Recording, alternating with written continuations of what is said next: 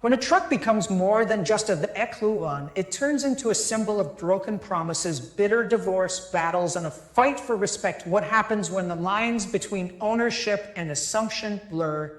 In this case, a gleaming Ford F-150 isn't just metal and wheels. It's the battleground for a woman's independence and a man's misunderstood entitlement.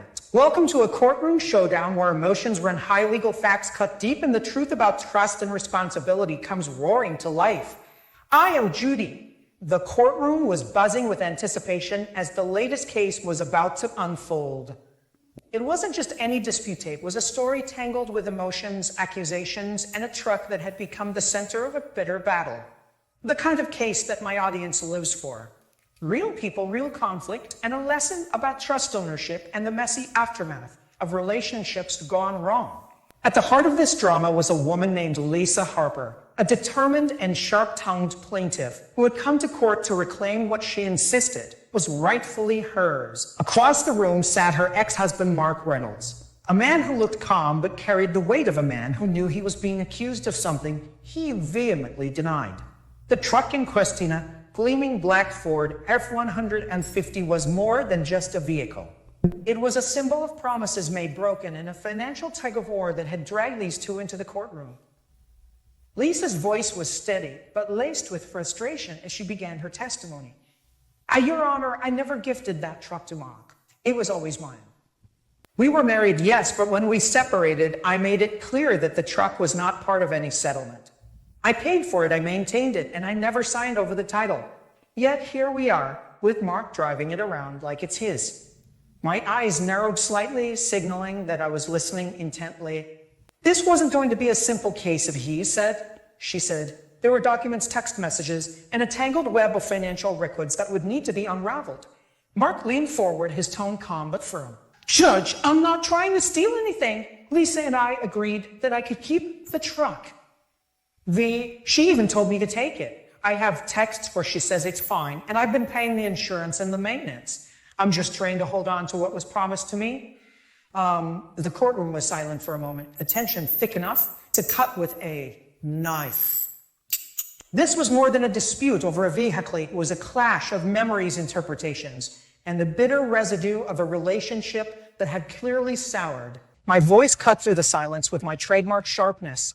Let's get one thing straight. Ownership isn't about who says what in passing. It's about who holds the title, who pays for the vehicle, and who can prove legal transfer. If you don't have the paperwork, you don't have the truck. Simple as that. Lisa nodded, her expression a mix of relief and vindication. Exactly, Your Honor. I have the title right here. It's in my name, and I never signed it over. Mark's face tightened that he wasn't finished. But, Your Honor, the texts, save it, I interrupted. But we'll look at the texts, but they don't override legal documents. Now tell me about these texts. Lisa pulled out her phone and handed it to the bailiff, who connected it to the courtroom screen. The messages appeared a series of casual exchanges between Lisa and Mark over several months. Some messages did suggest Lisa was okay with Mark using the truck temporarily, but none explicitly stated she was gifting it to him permanently. My eyes scanned the screen. A temporary use is not the same as ownership transfer. You can't just say take the truck and then claim it's yours when you want it back. But you also can't claim ownership if you've given it away. So what's the truth here? Lisa took a deep breath. I was trying to be fair. I told him he could use it while he got back on his feet, but I never intended to give it to him. I needed it for work and I expected it back. Mark's defense was shaky now. I thought it was understood. I paid for the insurance, the gas, the repairs.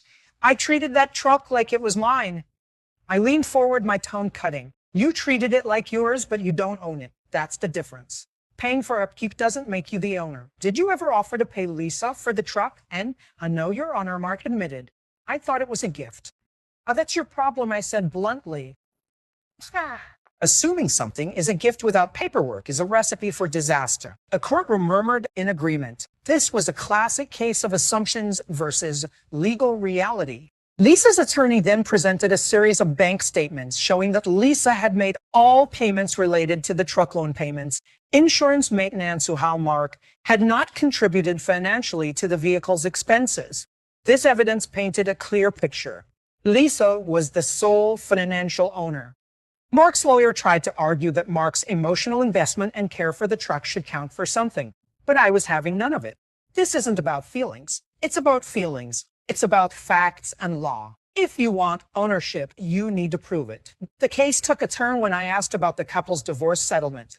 Lisa explained that the truck was never mentioned in the settlement agreement, which focused on other assets and debts. This omission was critical, but not mentioning the truck means it wasn't part of the deal, I explained. If Mark wanted it, he should have insisted on it during the settlement. Mark's face showed frustration, but he nodded in acknowledgement. The logic was airtight. Then came the moment that would seal the case. I asked Lisa if she wanted the truck back. Lisa's answer was firm. Yes, Your Honor. I want it back. It's mine. Mark's shoulders slumped. I understand, Judge. My ruling was clear and decisive. Mark, you do not own the truck. Lisa is the legal owner. You must return the vehicle immediately. No exceptions. And Lisa, you have every right to reclaim what is yours. The courtroom erupted in applause, the audience clearly siding with the plaintiff. This was a victory for legal clarity and accountability. But the story didn't end there. I took a moment to address the larger issue at play, the dangers of informal agreements and assumptions in relationships, especially when it comes to valuable assets. People, listen up, I said, my voice ringing with authority. If you're going to give something away, put it in writing. Don't assume your partner or ex-partner understands your intentions. And if you're on the receiving end, don't assume you own something just because you use it or pay for upkeep. Get it in writing or you're asking for trouble. Lisa and Mark exchanged a look of finality and acceptance. The truck was more than metal and wheels. It was a lesson in responsibility and the importance of clear communication. As the case wrapped up, I reminded everyone watching that life's messy moments often come down to one simple truth. Clarity matters.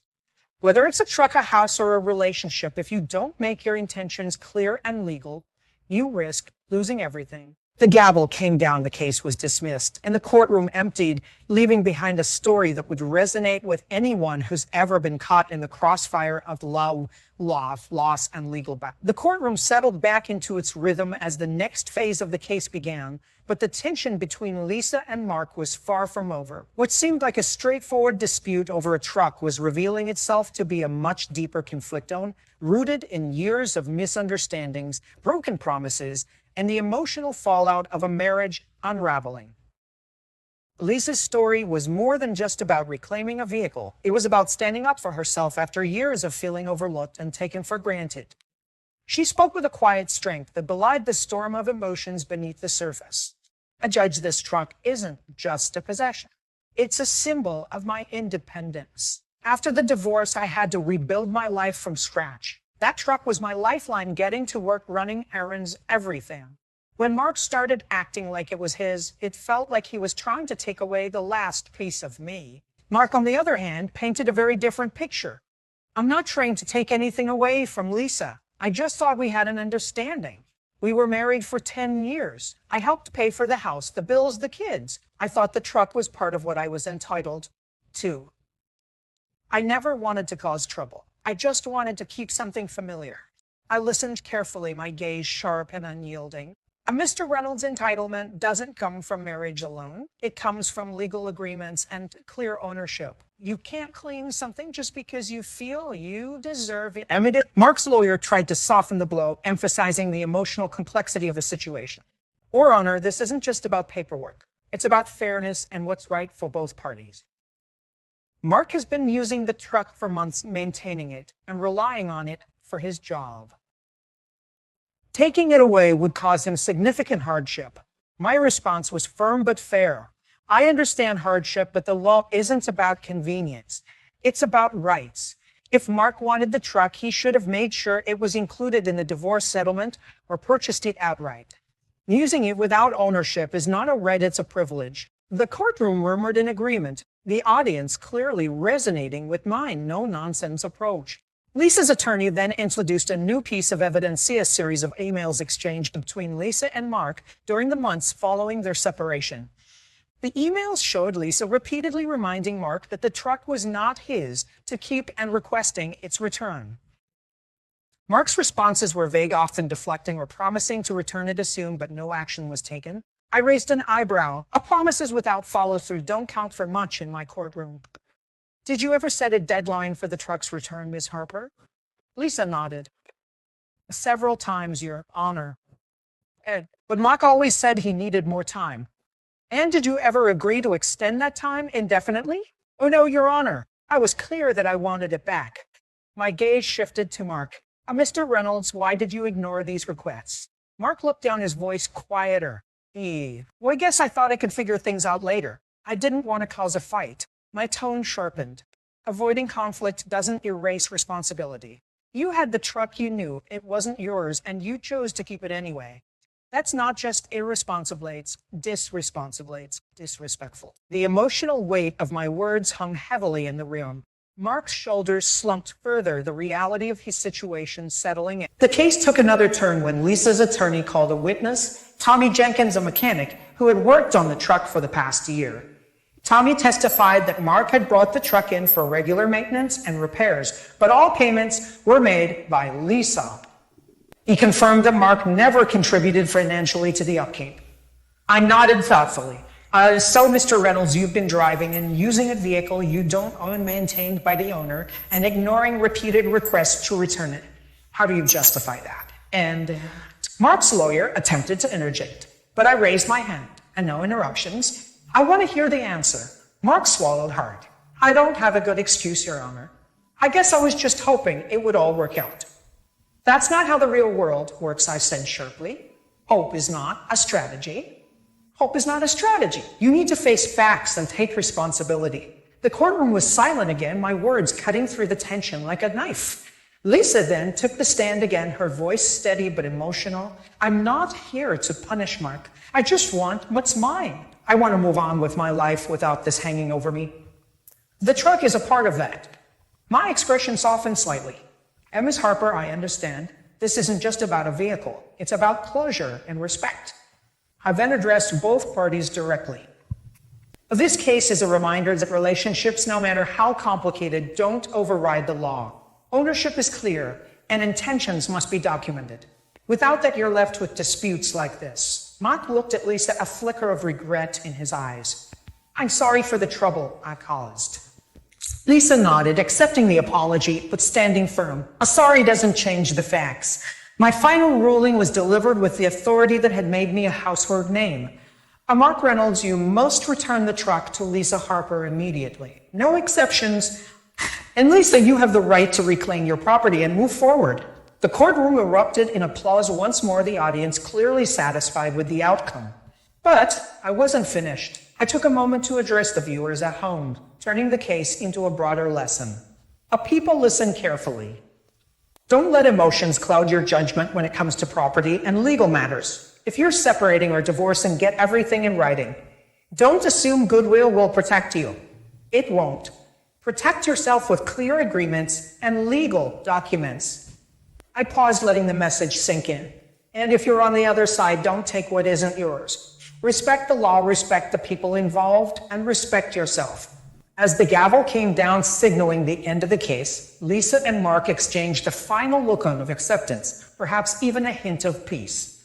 The truck was more than a vehicle. It was a symbol of lessons learned and the importance of clarity in relationships. The courtroom emptied, but the story lingered, a powerful reminder that in the messy aftermath of love and loss, the law stands as a beacon of order and fairness. The courtroom had quieted, but the weight of the case still hung in the air. What had started as a dispute over a truck had evolved into a profound lesson about responsibility, respect, and the importance of clear boundaries in relationships. My ruling was more than just a legal decision. It was a call to action for anyone who had ever found themselves caught in the gray areas of love, property, and trust. As I prepared to close the case, I addressed Lisa and Mark one last time, my voice steady, but filled with the wisdom of decades on the bench. This truck is yours, Lisa, but more importantly, this moment is yours. It's a chance to reclaim control over your life and your future. And Mark, this is your opportunity to learn what accountability really means. Lisa nodded, a mixture of relief and determination in her eyes. Thank you, Your Honor. I just want to move forward. Mark looked down, the reality of his mistakes settling in. I understand, Judge. I'll do what I have to do. My gaze softened slightly, but my tone remained firm. Good, because the real world doesn't wait for apologies. It demands action, and that's what you both need to give. The bailiff stepped forward, ready to escort Mark to return the truck. But before he left, I offered a final piece of advice that resonated far beyond the courtroom walls. A people watching at home, take this to heart. Never let pride or assumptions get in the way of clear communication. Whether it's a truck, a home, or a relationship, clarity is your best defense against conflict. I paused, letting the words settle. And remember, respect isn't just about how you treat others, it's about how you honor your own commitments and responsibilities. As Mark handed over the keys and the truck was driven out of the courtroom, the atmosphere shifted. What had been a battleground was now a place of resolution. Lisa's victory was not just legal, it was personal. She had stood up for herself, demanded respect, and reclaimed what was hers.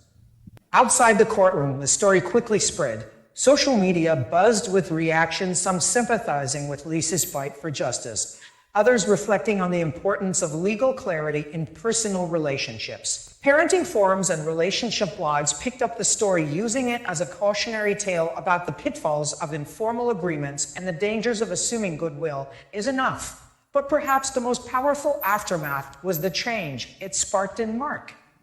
Over the following weeks, he reached out to Lisa with a sincere apology and a willingness to make amends. He enrolled in financial literacy classes and sought counseling to better understand accountability and respect. Lisa, for her part, accepted the gesture cautiously, but appreciated the effort. The two began to rebuild a civil relationship, not as former spouses, but as two adults who had learned hard lessons about boundaries and responsibility. My courtroom had once again delivered more than just a verdict. It had sparked transformation. The truck was returned, but the real victory was the clarity and respect that followed. For viewers, the case was a reminder that life's toughest battles often come down to simple truths. Communicate clearly, respect the law, and never take for granted the power of accountability. As the episode closed, my final words echoed in the minds of all who watched. In the end, it's not about the truck. It's about the respect you show yourself and others. That's the real key to moving forward. The screen faded to black, leaving behind a story that was as much about justice as it was about growth, responsibility, and the courage to face the truth.